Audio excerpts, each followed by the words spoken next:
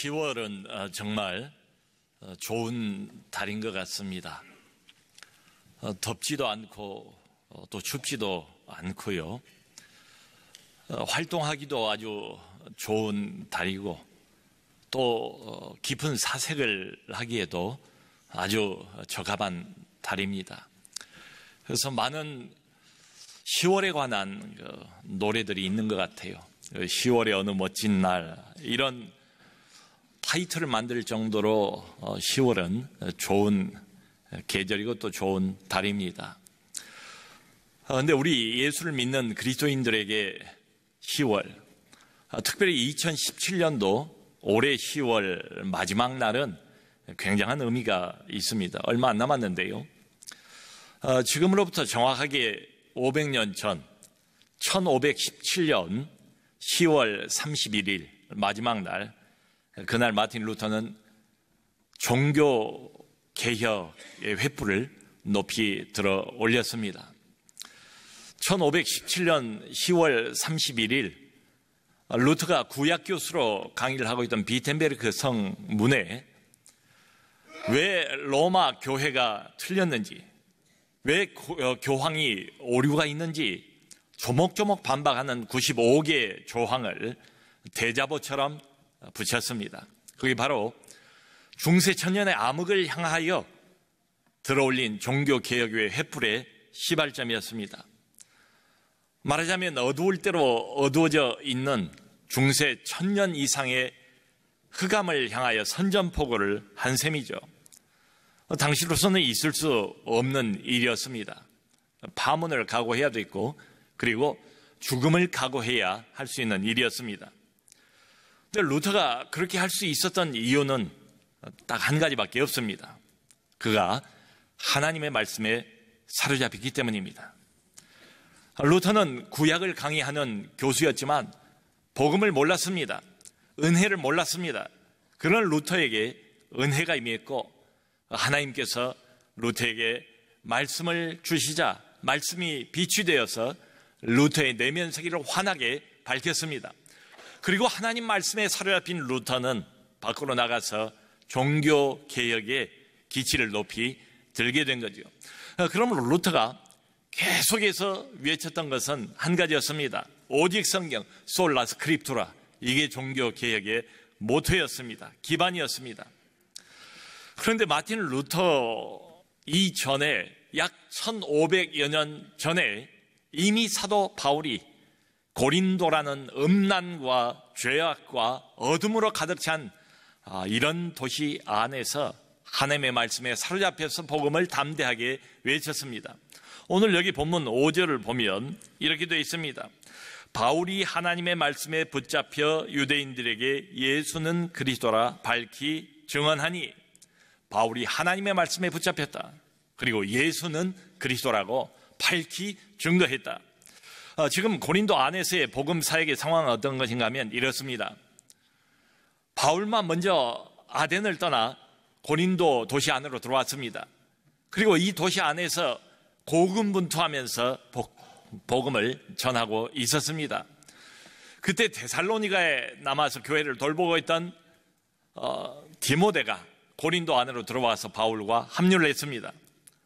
또 빌립보에 남겨놓고 막 세워진 빌립보 교회를 돌보고 있던 실라가 빌립보 교인들의 헌금을 모아서 고린도에 당도했습니다.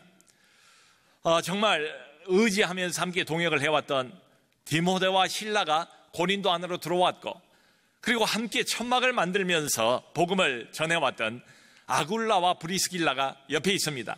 그러니까 바울이 얼마나 큰 힘을 얻었겠습니까? 아굴라와 브리스길라와 함께 천막을 만든 일을 하면서 바울은 주중에는 천막을 만들고, 그리고 안식일 날은 회당에 나가서 복음을 전하고 거리에 나가서 고린도인들에게 복음을 전했습니다. 그런데 그 일을 잠깐 접었어요. 왜냐하면 신라가 충분한 헌금을 모아가지고 왔기 때문이죠. 복음 사역에 자연스럽게 전념할 수가 있었습니다. 하나님의 말씀을 전하고 전도하는 일에 올인하게 되었다는 거지요. 여러분, 여전히 오늘 본문을 보면 유대인들의 비방이 있습니다. 유대인들의 대적은 점점 더 심해지는 것처럼 이렇게 보입니다. 그럼에도 불구하고 바울은 본문에 나와 있는 것처럼 하나님의 말씀에 사로잡혔습니다. 하나님의 말씀에 머리끝에서 발끝까지 완전히 사로잡혔어요. 붙잡혔어요. 그리고 말씀에 사로잡혀서 복음을 증거할 때에 하나님의 말씀이 얼마나 힘있게 고린도 교회에 영향력을 미쳤는지 모릅니다. 그래서 그 결과까지 오늘 본문에 잘 나와 있습니다. 보니까 디도 유스도라는 이방인이 돌아왔고요.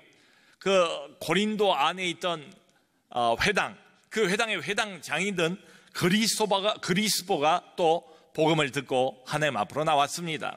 여러분, 회당을 지키고 있던 유대인들의 회당장이 예수를 믿고 복음을 받아들이고 하나님의 자녀가 되었다. 이건 고린도 안에 있는 유대인들뿐만 아니라 많은 사람들에게 엄청난 파급 효과를 미쳤을 겁니다. 바로 이어서 오늘 8절은 보니까 수많은 고린도 사람들이 믿고 세례를 받았다. 정말 얼마나 감사한 일이겠습니까? 셀 수 없는 많은 고린도 사람들이 복음을 받아들이고 하나님의 자녀가 되고 그리고 세례를 받았다. 우리가 살펴본 것처럼 고린도는 죄악의 도시입니다. 대도시가 가질 만한 모든 악한 일들과 그리고 어두운 면들을 가지고 있는 전형적인 암흑의 도시가 바로 고린도입니다. 그야말로 신시티죠. 거대한 어둠이 그 도시를 지배하고 있습니다. 여러분, 이런 도시 안에서 살아간다면 아마 어느 누구도 이 도시의 어두운 영향을 피해가기는 어려울 겁니다. 거대한 흑암이 사회 전체를 덮고 있는 이런 상황입니다. 그 도시 안에서 숨쉬면서 살아가고 있는 어떤 사람도 그 영향을 벗어날 수가 없습니다. 그러므로 이 고린도가 가지고 있는 막강한 어둠의 힘, 거대한 어둠의 조류, 여기에 모든 사람이 다 영향을 받고 있는 이런 상황이었습니다. 자, 그러므로 여러분, 우리가 던져봐야 할 진짜 중요한 질문은 이게 아닐까 싶어요. 우리가 성경을 가지고 있느냐, 이 질문이 아니고요. 교회의 설교가 얼마나 있느냐, 이 질문이 아니고요. 정작 우리가 그 말씀, 하나님의 말씀에 사로잡혀 있는가, 내 인생에 하나님의 말씀에 붙잡혀 있는가, 이게 진짜 우리의 질문이 되어야 됩니다. 우리 고민이 여기에 있습니다. 교회를 다녀도 변화가 없어요. 심지어는 큐티를 해도 별로 변화가 없어요.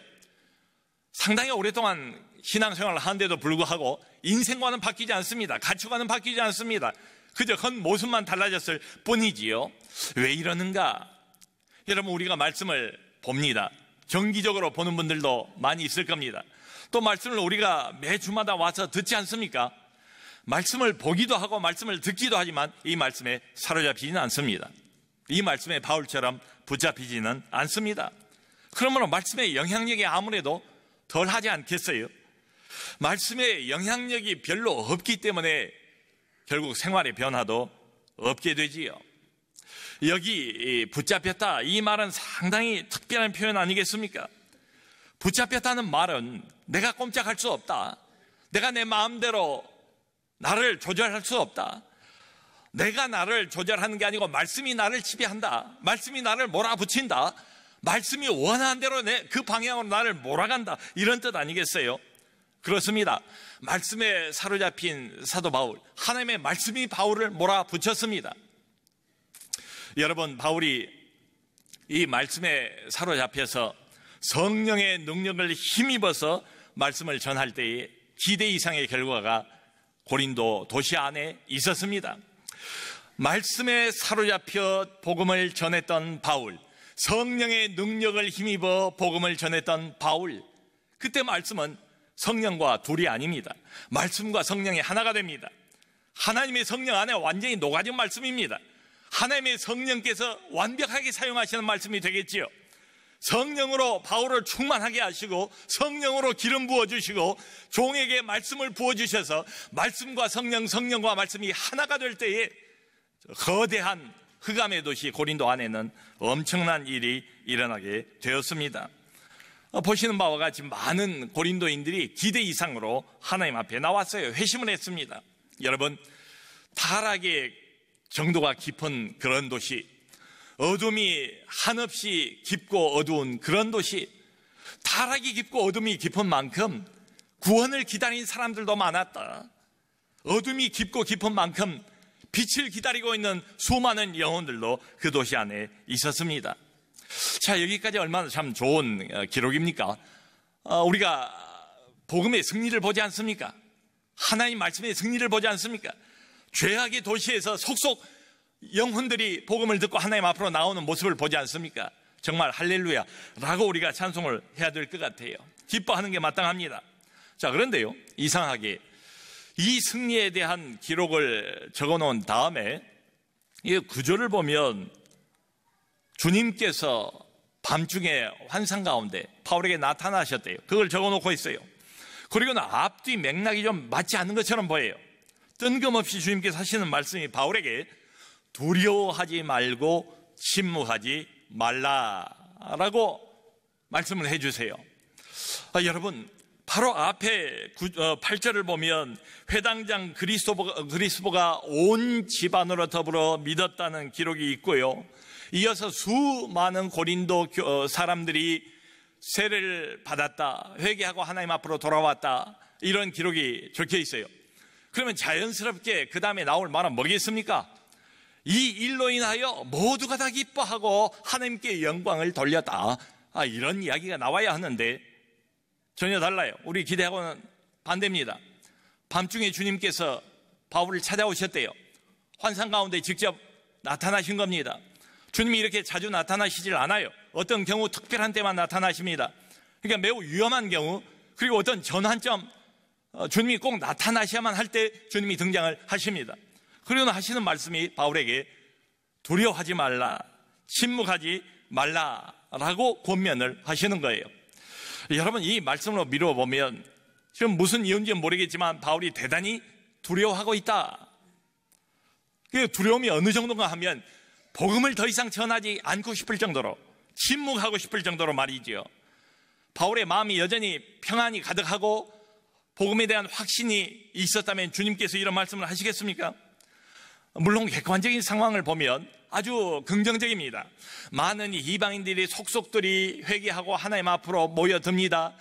교회가 날이면 날마다 점점 성장합니다. 부흥합니다. 얼마나 복음 사역에 신이 나겠습니까? 보람이 있겠습니까? 그런데 주님께서 하신 말씀은 두려워하지 말라, 침묵하지 말고 말하라. 바울의 두려움이 이 말씀에 의하면 아무 말도 안 하고 입을 그냥 딱 닫고 빨리 고린도를 떠나버리고 싶을 정도의 두려움이 바울에게 있었다. 이걸 우리가 알 수가 있지요. 여러분, 바울이 얼마나 담대한 사람입니까? 복음을 위해서는 이미 목숨까지 내놓은 사람 아닙니까? 루스드라에서 돌에 맞아서 거지만 죽게 됐잖아요. 그럼에도 불구하고 깨어난 뒤에 바로 옷에 먼지를 털고 자기를 향하여 돌을 던졌던 그 도시로 다시 들어가서 복음을 전했던 사람이 바울이잖아요. 근데 유독 고린도에서만은 바울이 한없이 두려워하고 약할 대로 약해진 모습을 보입니다. 실제로 고린도인들에게 보낸 첫 번째 편지인 고린도전서 2장 3절을 보면 이렇게 말해요. 내가 너희 가운데 거할 때 약하고 두려워하고 심히 떨었노라. 고린도인들이요, 내가 여러분들 안에서 복음을 전할 그때에 내 마음의 상태가 어땠는가 하면 매우 약했고, 그리고 두려웠고, 그리고 심히 떨었노라. 그러니까 웬만큼 긴장을 했다 이런 정도가 아니고 심히 떨었다라고 아주 진솔하게 고백을 하고 있습니다. 여러분, 바울은 인간일 뿐입니다. 사역자는 절대로 슈퍼맨이 아니에요. 어벤져스가 아닙니다. 이런 바울의 중심을 주님이 모르셨을까요? 이런 바울의 교회를 향한 안타까움과 고민을 주님이 충분히 아셨죠. 아셨기 때문에 주님께서 그 밤에 바울에게 나타나지 않습니까? 그리고 바울을 격려하시잖아요.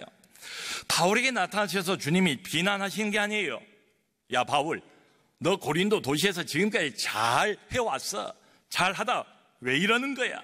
이제 와서 왜 이렇게 믿음이 없어져 버렸어? 라고 나무라지 않아요. 오히려 바울을 위로하지 않습니까? 뭐라고 위로하시는가 하면 여기 10절에 이렇게 말씀하세요. 내가 너와 함께 있음에 어떤 사람도 너를 대적하여 해롭게 할 자가 없을 것이니 이는 이 성중에 내 백성이 많음이라 하시더라. 내가 너와 함께 있음에. 여러분, 바울의 이 고민, 바울의 이 마음속의 갈등, 이 두려움, 이건 옆에 있는 동역자도 돕기가 사실은 어려워요. 이걸 해결할 수 있는 분은 오직 주님 한 분밖에 없어요. 그 주님이 그래서 친히 나타나신 거예요. 그리고 말씀하신 게 내가 너와 함께 있음에 가장 큰 위로가 되죠. 여러분, 오늘날도 그 교회 사역의 현장은 얼마나 힘이 듭니까? 사실은 이 고린도 안에 들어와서 바울이 교회를 개척하는 것 아닙니까? 우리도 지금 교회 개척을 지금 준비하고 있지 않습니까? 교회를 개척해서 어느 도시, 어느 지역에 새로운 교회를 세워야 되는데 얼마나 열악한 현장입니까? 각종 비난이 있고 각종 공격이 있고 각종 오해가 있고 물질적인 어려움도 있을 수밖에 없어요. 그리고 무엇보다도 힘 빠지게 하는 것은 바울이 느꼈던 그 두려움, 변하지 않는 인간의 강팍한 마음이 있다고요. 거대한 고린도의 어둠이 그대로 교회 안에도 남아있는 이런 상황, 그걸 바울이 보는 거예요. 주님이 안 보이는 거예요, 그럴 때는. 근데 주님이 나타나셔서 일부러 바울에게 환기를 시키잖아요. 내가 너와 함께하고 있다, 그걸 잊지 마라. 어려움만 바라보면 낙심할 수밖에 없겠죠. 근데 주님이 함께 하신답니다. 바울이 그걸 모르겠습니까? 바울이 그걸 아니라고 그러겠습니까? 알죠. 그런데 너무 눌려버리는 거예요, 이 상황에. 내가 너와 함께 있다, 주님이 함께 계시다는 것을 꼭 기억해야만 됩니다. 여러분, 사역자의 용기는 바로 여기에 있습니다. 주님이 함께하고 계신다. 아멘. 그러면서 하신 말씀이 뭔가 하면 이 성중에 내 백성이 많음이라. 이 말도 보통 하시는 말씀으로 들리지 않아요. 바울의 상태를 격려하고 위로하시는 말씀이라고 생각을 해요. 그러니까 이 성중에 고린도 안에 내 백성이 많다고 할 때 그 내 백성은 어떤 백성인가? 그저 단순히 교회를 나오는 교인을 말하는 게 아닌 것 같아요. 그저 교회 나와서 앞으로 나 잘 다니겠다고 등록한 그 정도의 교인을 말하지 않습니다. 이 성중에 내 백성이 많음이라. 바울, 너는 그렇게 생각을 안 하겠지만은 하나님 눈으로 볼 때는 제대로 하나님을 믿을 만한 하나님의 사람들을 말합니다. 믿는 데서 그치는 것이 아니고 왔다 갔다 하는 데서 그치는 게 아니고 예수 그리스도의 제자가 되어서 교회를 세울 만한 사람들이 바울, 네가 생각하는 것보다는 이 고린도 안에 훨씬 많다, 이 말이죠. 여러분, 어떻게 보면 지금 바울은 지나친 걱정에 휩싸여 있습니다. 바울은 사람일 뿐입니다. 하나님은 하나님이세요. 여러분, 바울은 한없는 고린도 교회와 연약한 영혼들의 상태를 보면서 걱정에 가득하지만 하나님은 하나님이세요. 하나님은 아세요. 하나님은 자신이 부른 사람들을 어떻게 양육할 것인가. 이 죄로 가득 찬 신시티 안에서 거대한 쓰나미와 같은 흑암의 세력이 시시각각으로 몰아붙이고 있는 이 한복판에서 자기 백성들을 어떻게 보호하고 어떻게 지키고 어떻게 양육시키고 이제 막 걸음마로 세워진 이 교회를 어떻게 세워갈 것인가. 우리 주님은 그 방법을 가지고 계신다. 아멘. 바울은 그게 없어요. 그게 안 보이는 거예요. 눈앞에 이런 어려움만 보이는 거예요. 그러니까 연약하고 지치고 두렵고 힘이 떨어노라 라고 고백할 수밖에 없지요. 사방을 둘러보면 그런 것들밖에 안 보이니까 말이죠. 여러분, 그러므로 비결은 뭔가 하면 내가 할 일은 최선을 다해서 해야 됩니다. 나머지는 우리 하나님께 맡겨야 돼요. 바울이 할 일은 뭡니까? 여기 주님이 말씀하지 않습니까? 바울아, 침묵하지 말라, 복음을 전하라. 그게 바울이 할 일이에요. 교회 나온 저 영혼의 최종적인 상태까지 책임지려고 하지 말라. 네가 세운 고린도 교회, 네가 세운 것 아니다. 내가 세운 것이다. 이 교회의 최종적인 상태까지 염려하지 말라. 만일 그런 것들까지 사역자가 지나친 책임감에 겨워서 염려하기 시작하면 여러분, 금방 두려워지지 않겠어요? 그건 사역자의 소관이 아닙니다. 교회 주인 되신 주님의 소관이에요. 그건 하나님의 영역이에요. 이것까지 또 안으려고 하면 불안과 두려움을 벗어날 길이 없어요. 여기 보면 6절에 그러잖아요. 계속해서 대적하는 유대인들을 향해서 옷을 털면서 말하기를 너희 피가 너희 머리로 돌아갈 것이요 나는 깨끗하니라. 그리고는 이방인들에게로 가지 않습니까? 말하자면 그런 자세가 필요해요. 책임을 안 지겠다는 게 아니고요. 바울이 어떤 사람인데요, 너무 무한 책임을 지려고 하려다가 영혼이 눌려버리는 거지요. 불안과 두려움에 휩싸이는 거지요. 그러지 말라. 이 성 안에 내 백성이 많음이라. 너는 침묵하지 말고 너의 할 일을 하라. 그러면 내 백성을 내가 지키겠다, 내가 건사하겠다, 내가 내 교회를 여기에 세우겠다, 이런 말씀이죠. 여러분, 타락한 도시입니다. 과연 이런 도시에 복음이 먹혀 들어갈까? 과연 이렇게 완전히 오염되어 버린 이 영혼에게 경건이란 말이, 하나님이란 말이 무슨 여지가 있을까? 그런 생각이 들어요. 그런데 이 타락해버린 죄악의 도시 한복판에서도 지속적으로 복음을 전해야 하는 이유는 뭔가? 이 성 안에 내 백성이 많음이라. 아멘. 바울은 몰라요. 누가 믿을 사람인지 몰라요. 고린도 안에 잠재적인 하나님의 백성이 얼마나 있는지 알고 들어온 게 아니에요. 우리는 몰라요. 서울 장안 안에 얼마나 많은 하나님의 백성이 있는지 우리는 몰라요.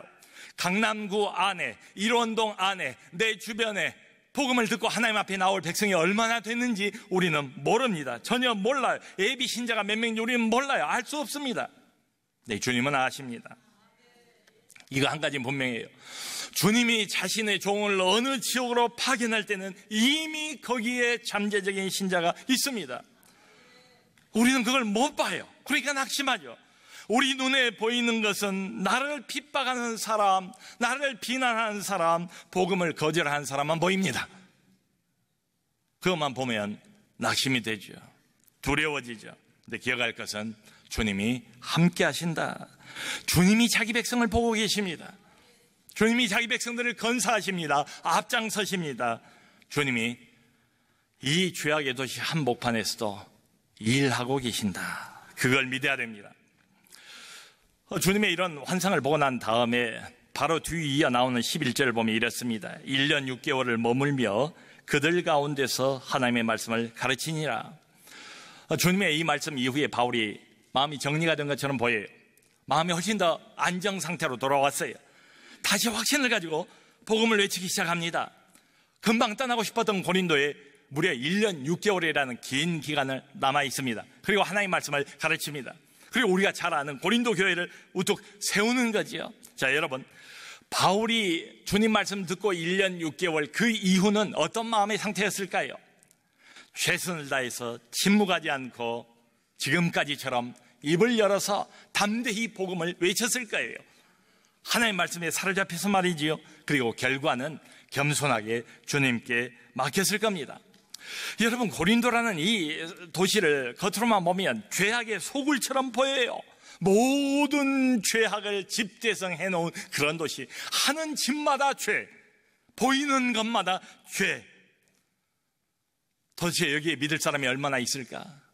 때로는 서울이라는 도시도 그런 느낌이 들 때가 있어요. 온갖 뉴스에 도배가 되어 있는 것은 끔찍한 죄, 더욱더 깊어가는 어둠. 여기에 얼마나 믿을 만한 사람이 남아있을까? 이런 의문이 들 정도로 말이죠. 근데 주님은 말씀하십니다. 아직 이 성 안에 내 백성이 많음이라. 죄가 많은 도시인데요, 은혜가 많이 임하고 많은 사람이 복음을 기다리고 있대요. 여러분, 예수님께서 복음을 전하실 때도 그렇지 않습니까? 복음에 제일 먼저 급격한 반응을 보인 사람들이 누굽니까? 잘 먹고 잘 사는 사람, 평안과 기득권을 누리고 있는 사람, 잘 안 나와요. 온통 죄악의 세계에 깊은 뿌리를 두고 있는 세리, 장기들, 이런 사람들이 복음에 훨씬 더 빠른 반응을 하지 않습니까? 그러면 우리는 모르지만 이 죄악으로 가득 찬 이 도시 안에 죄의 영향을 받으면서도 끊임없이 또 다른 하늘의 빛을 기다리고 있는 사람들이 많다. 이 성 안에 내 백성이 많다. 갈급한 심정으로 사슴이 시냇물을 찾는 것처럼 하늘로부터 떨어지는 영생의 샘물을 기다리고 있는 사람들이 많다. 하나님과는 전혀 관계가 없어 보이는 그런 인생인데 하나님을 간절히 찾고 열망하고 있는 사람들이 많다. 여러분, 이게 바로 하나님의 은혜입니다. 은혜는 그런 사람을 찾아갑니다. 그런 도시를 찾아갑니다. 이게 은혜의 반전 아니겠습니까? 여러분, 우리 하나님께서는, 우리 주님은 자기 종의 헌신을 결코 무의로 돌리지 않습니다. 그리고 보세요. 이렇게 목숨을 건 복음 전파를 절대로 헛수고로 끝나게 할 뿐이 아니지 않습니까? 그래서 고린도인들에게 보낸 고린도전서 15장 58절을 보면 바울이 고린도 교인들에게 이렇게 권면을 해요. 그러므로 내 사랑하는 형제들아, 견실하며 흔들리지 말고 항상 주의 일에 더욱 힘쓰는 자들이 되라. 이는 너희 수고가 주 안에서 헛되지 않은 줄 알미라. 아멘. 여러분, 저는 이 말이 보통 권면으로 보이질 않아요. 바울이 고린도 안에 들어가서 얼마나 두렵고 얼마나 불안하고 얼마나 힘이 떨면서 복음을 전했습니까? 그 과정을 거쳐서 고린도 교회가 생겨나지 않았습니까? 지금도 시시각각 안팎의 여러 가지 어려움에 휩싸여 있는 교회. 그러나 바울의 최종적인 권면은 이것입니다. 항상 주의 일에 더욱 힘쓰는 자들이 되라. 왜요? 이는 너희 수고가 주 안에서 헛되지 않은 줄 알미라. 주 안에서 헛되지 않은 수고. 여러분, 복음 사역을 하는데 여러 난관이 여전히 있습니다. 그럼에도 불구하고 바울아, 침묵하지 말고 입을 열어 복음을 전하라. 침묵하지 않고 복음을 전하는 우리 모두가 되기를 바랍니다. 주께서 주의 백성을 주님의 손으로 구원하시고 우리 모두의 수고를 절대로 헛되이 만들지 않을 것이기 때문입니다. 이런 은혜가 우리 모두에게 있기를 주님의 이름으로 축원합니다.